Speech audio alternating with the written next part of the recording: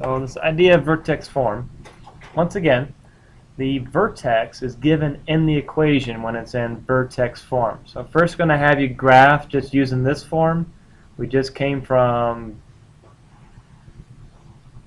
this right here, which is in standard form, and you saw how much work it was just to get the vertex. We had to do half of negative b over a and do all this work just to get -3. Then we had to plug in -3, and then finally we can go over here and start graphing. Okay, so this vertex form takes out that part b because b is within the question itself.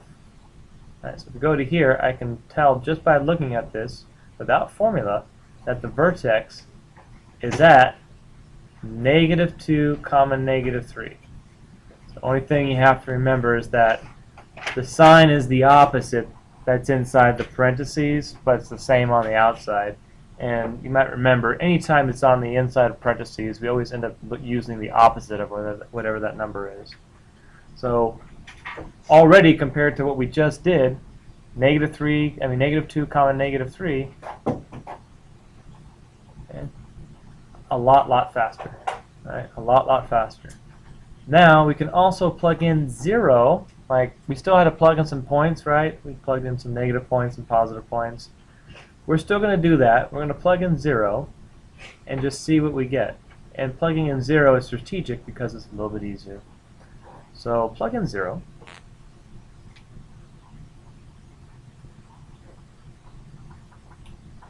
Okay, and see what you get. Go ahead and calculate that. What does it come out to be?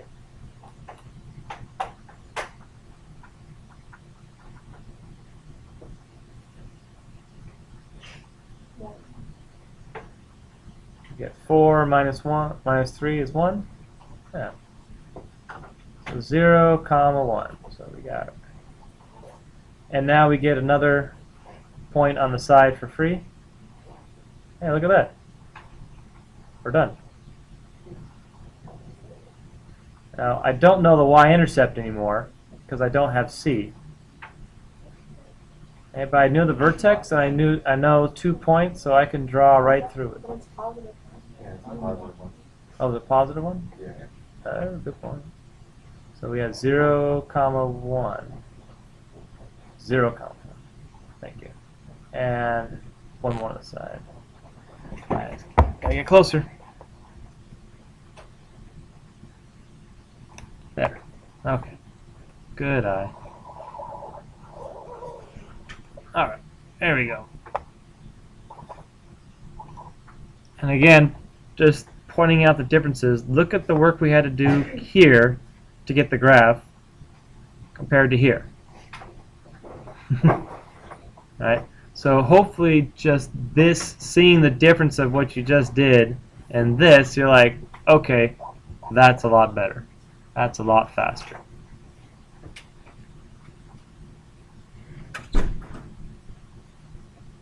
Okay. Now, what if I want to know what the intercepts are, right? We just did factoring to figure out, well, what are these intercepts equal to? Here's another thing. I can take my equation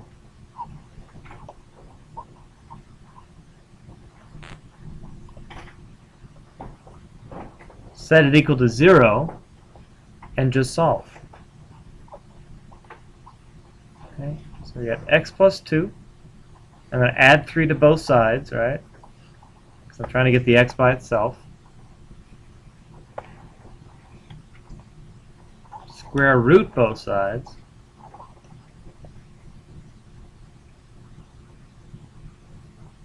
So now I have x plus 2, and the square root of 3 is about 1.7. If you put that in a calculator, you'll find out it's about 1.7, 1.73. But just remember, when you take the square root of both sides, you do get one positive and one negative. So our real answer is going to be -2, right, because I subtract 2 on both sides, plus or minus 1.7. And this -2 here stands for this negative 2 here. So it's saying start at negative 2, go 1.7 to the right and 1.7 to the left, and those are your two solutions. So I know my two solutions are about, let's see, negative 2 plus 1.7, that put this at about 0.3, right? It's negative 2 plus 1.7 is 0.3. And I put this other solution at negative 2 minus 1.7, which would be negative 3.7. So, yeah, there's our solutions. There's our same information, a lot less work because it's in this vertex form.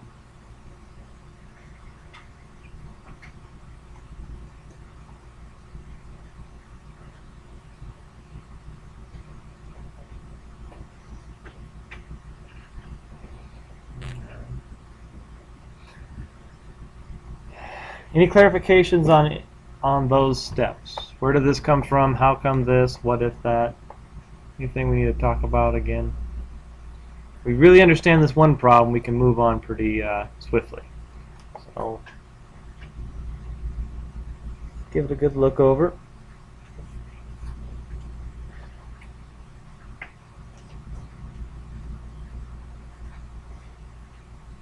Alright, let's look at 2. Let's go to 2 then. Next to it. Alright. Actually, let's do the vertex for like 2, 3, and 4. So, vertex form. So what is the vertex on number 2? Negative 1, comma 1. Good. What's the vertex on number 3? Negative 3, comma negative 2. So we can read this vertex pretty well. Vertex is number 4. Positive 2, comma 1. Okay. Good. And, alright, so negative 1, comma 1.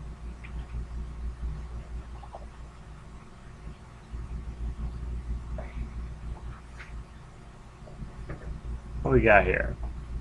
Plug in 0, see what we get. Okay, let's find that y-intercept. So y equals 0 plus 1 squared plus 1. So y equals just 2. Yeah. And y-intercept is 2. Okay, another one on the other side. There's your graph.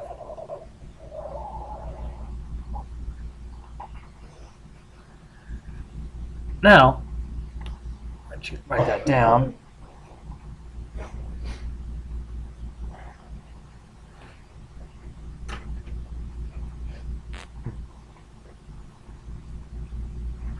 How many solutions are there? By looking at the graph only, how many solutions?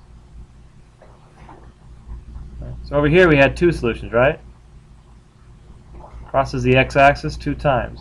How many times will this cross? Or how many times does it cross the x-axis? There are no solutions. So what happens if we try to solve it like there is solutions? What happens if we do this bottom part right here? Yeah, if we do this and you try to solve it, and visually we can already see there's no solutions. But algebraically, what happens when there's no solutions? Look at that. What happens if you try to take the square root of both sides? Square root of negative 1 is... You can't. What number times itself is negative 1? Can't do it, right? 1 times 1 is positive 1. Negative 1 times negative 1 is positive 1. So, yeah. So the graph agrees with the algebra. The graph says there's no solutions, and the algebra says you can't take the square root of a negative, so there's no solution. You guys might remember this as like kind of like the discriminant. If there's something inside a radical and it's negative, there's no solutions. If this came out to be 0, there'd be 1 solution, and if it was positive, there'd be 2 solutions. So like over here, we had a positive 3. We end up with 2 answers, 2 solutions. So there's some patterns there from the past. All right, so that's the. Let's go ahead and do that. Let you guys work on 3 and 4. I want you guys to practice the graphing part a little bit, and then I'm going to stop you, and we'll go over the back together and say, well, the back is basically, well, now I'm convinced I like vertex form.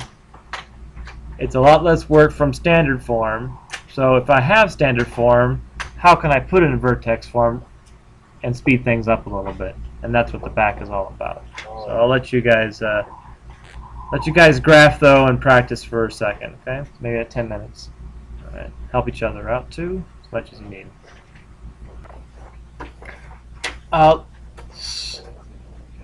So we're now believing that the vertex form graphing is a little bit faster and easier. So the big question is, of course, how do you get this to be vertex form? How do you get any standard form that's on the back into vertex form? Okay. There's a few steps. It involves something called completing the square, something you've seen before. Okay.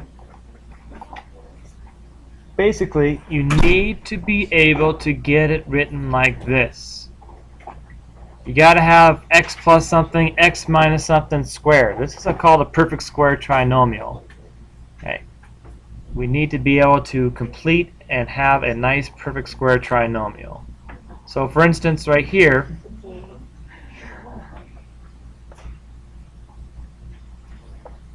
a nice perfect square trinomial based upon negative 16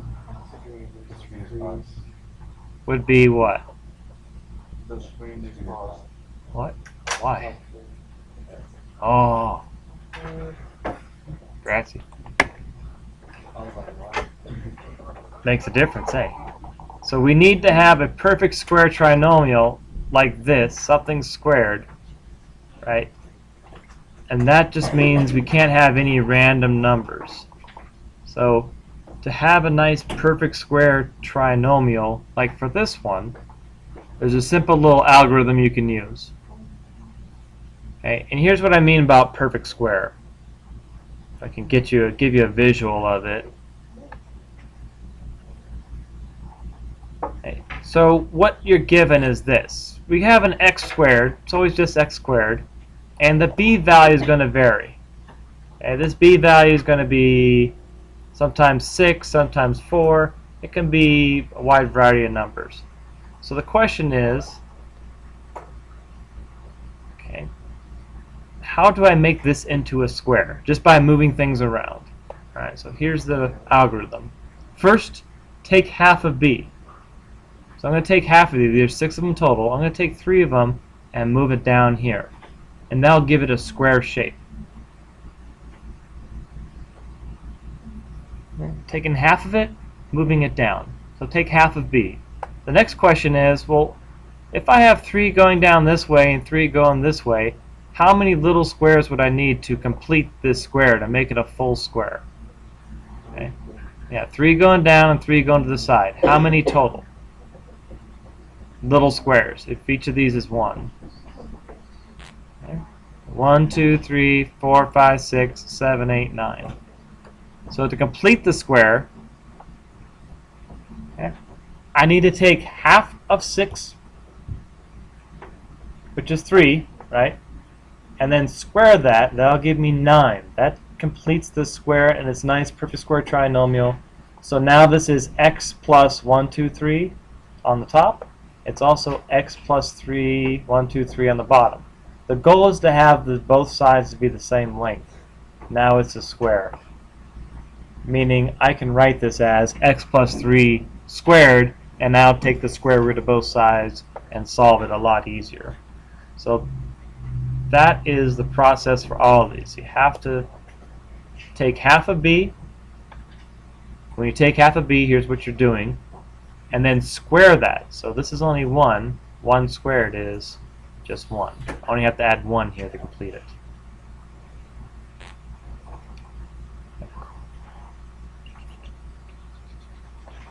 Going back here, to complete this square, it's negative 16. So half of negative 16 is negative 8. And square negative 8 and you get 64. Okay. But you'll notice, is that equal to what's above? No, this is 67, right? So to make this actually equal, I'm going to put 64 and then plus 3 to make it equal. So these two always have to equal each other. So in a way, you're going to break up the C value in standard form into a nice perfect square and some other number being added or subtracted to make them equal. We'll practice a few more times and you'll get the hang of it. Well, no, our goal is vertex form, so it looks like the front equations. So now we can factor this. And by picking 64, I know it's going to factor to this. Half of 16, negative 16, half of negative 16 is negative 8. So if I went and did, like, what two numbers multiply to 64 and add to negative 16, you would say negative 8 and negative 8. That's why it's x minus 8 squared, because we get the same number twice. And that's why we pick 64, is so we get the same number twice. We can write it like this, and then just like we did on the other side, we could solve this, take the square root of both sides, and get our solutions. So picking this number is crucial, 64. But then also bring down that plus 3. And now what do you notice? It's vertex form. That's vertex form. So where is your vertex here? Yeah, 8, 3. And if I wanted to, I'm not going to have you do this tonight, but I could have you solve this, set it equal to 0, and get the 2 answers, or 1 answer. Or in this case, if you did equal to 0, there would be no solution, because you would subtract 3 on both sides, try to take the square root of negative 3, and you can't. So there's actually no x-intercepts here. And if you graph it, you can realize that as well. 8, 3 would be right here, and it's opening up or down? Up, right? Because this is positive, right? So yeah, visually we can see, yeah, there's no solutions. This doesn't cross the x-axis anywhere. So we can verify that as well. So today, all you're doing is just converting to this from standard form to this vertex form by completing the square. So let's practice a few more. Let's see here. So x squared minus 2x, write that down.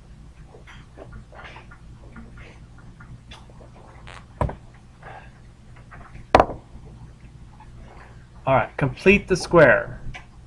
So half of negative 2 is negative 1. Square it, and you get positive 1, right? So I did half of negative 2 and squared it. Now, it doesn't equal the top, though, right? It has to equal negative 7. So how do I get from 1 to negative 7? Got to subtract 8. Now, negative 7 and 1 minus 8, those are equal, right? So we're good to go. The first 3 factor perfectly into a perfect square. Half of negative 2, once again, is negative 1 squared. Bring down the minus 8, and we have our vertex. 1 comma negative 8. So I wanted to show you, it doesn't matter that I had to add on this one to get 67, and here I had to subtract 8 to get negative 7. You have to just use the number that you have to use to get them to be equal. It's not always going to be plus or always minus. Okay, whatever makes it work. Alright, so there's some nice examples. Lastly, I want to show you so the next ones, 9, 10, 11, 12, those are all going to be similar to each other, kind of standard ones. And you see when you get to 13, we start having a values other than 1. So in other words, these are all 1x squareds, right? But when you get down to here, we start having 2, negative 2, negative 1s. So we have a slightly different step to accommodate that. So go down to 13 and follow me on 13. You don't want to miss this. So as in normal in math, when you have a nice format that works very well, you want to keep on using it as much as possible. So all this works when there's no number here. So if you have a method that works really well, when that number is 1, what do you think we should do down here? make it, divide everything by that number. Take it out. So if we take out a -2 from everything, divide it out, then we'll have exactly what we have above. And we just do the same thing. So we turn it into a problem we already know how to solve. We don't say, okay, we have to figure out a whole new thing. It's just, let's tweak it and turn it into what we already know how to do. So divide everything by -2, just write it out front, just like that. So now we'll have x squared. -12 divided by -2 is 6x, positive, right? Negative divided by negative. And -18 divided by is +9. Okay, good. Alright. Okay, so here we go. Set it up. Take half of 6. Square it. 9. And look at this. It's already a perfect square trinomial. We already have 9. Got lucky. So what does that mean? This already factors. We don't have to complete the square. It's already completed. X plus 3 times x plus 3. So what's the vertex then? -3 and... yeah, so think of it as like a +0 on the outside. There's no number there, so it's a 0.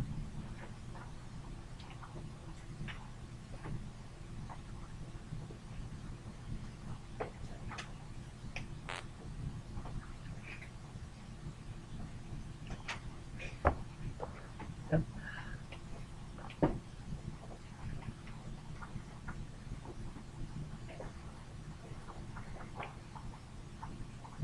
Let me show you one that's not already a perfect square, because this is an exception. This isn't going to be the standard where you don't have to do anything. So let's go to 14, and it'll be our last example. So same thing. Whatever value this is, we're just going to divide it out. X squared minus 12x plus 34. Half of 6 is 3, half of 8 is 4, 34. Okay, now half of -12 is -6. -6 squared is 36. We don't have the right number, so yeah, now we have to do everything we've been doing above. So let's see here. We want 36, right? Started with 34, we want 36, so we need to subtract 2 to make it equal, right? So 34 is 36 minus 2.